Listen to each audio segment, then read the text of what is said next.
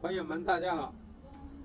我们维修冰箱，怎样才能减少成本呢？上这一台冰箱，拿这一台冰箱为例，这一台冰箱打压进去是属于外漏，这是散热网漏了。如何减少成本？我是这样做的，我跟大家说一下。比如外面的散热网漏了，是不是？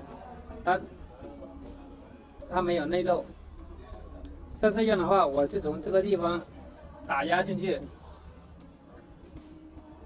这里是高压的，高压进去之后，它有一条是出来的，这里还有一条，这里一条还要回上去，再从这边出来。它这里就有4根管，都是散热网的。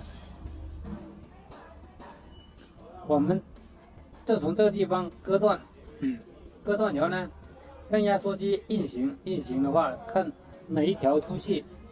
比如说现在这是这一条出气，这一条出气的话，我们把它封死。封死的话，其实就是这条高压这一条到这一条，然后呢，在毛细管这一端再封死。然后再打压力进去，保压。如果不漏的话，我们再加一个散热网，但是不用加很多了，把它外挂在这里，这个冰箱的挂一半都可以了。挂一半的话，我们就可以节省一半的散热网。现在散热网也挺贵的，像小一点的话，这种一般要15块钱左右一张，我们其实可以用10块钱左右一张的就可以了。如果是你量大的话，你就会可以节省很多钱。如果是你挂一两张，每一个星期都修不了几台冰箱的话，那样的话就可以随便了。但是我修的量比较多，必须要节约成本才可以的。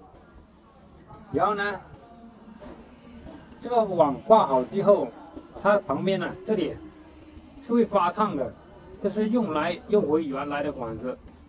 它的话是这边本来也一发烫，但是这一边呢，它已经是漏了，这是冷凝器外挂，以前的外挂冷凝器已经漏了，冰箱的这一边漏。它其实不是这一边漏，它哪里漏呢？给大家看一下，很多它都是从这个地方经过，从底下这里这里经过去，或者是中间这里经过去，然后呢过到这一边，刚好在那里腐蚀了、生锈了，它就会漏。所以说这一边它是好的，我们就要利用它这一边的散热，然后呢这边还有后面给它散热，这样效果非常好。然后呢又减少成本。大家觉得我这个想法怎么样？我就是这么做的。一般人的话，他就直接挂一个散热网，但是如果你挂的散热网不够多的话，散热非常不好的，必须要买。有的为了怕钱多嘛，就是把这个可能一半不挂满的话，散热不好的制冷效果就不好了。如果是你用回原来的，再加一个散热网，那个效果是非常好的。好了，本次视频就跟大家分享到这里，感谢各位网友的观看。喜欢观看我视频的朋友，给我点点关注、点赞和转发，谢谢。我们下期再见，拜拜。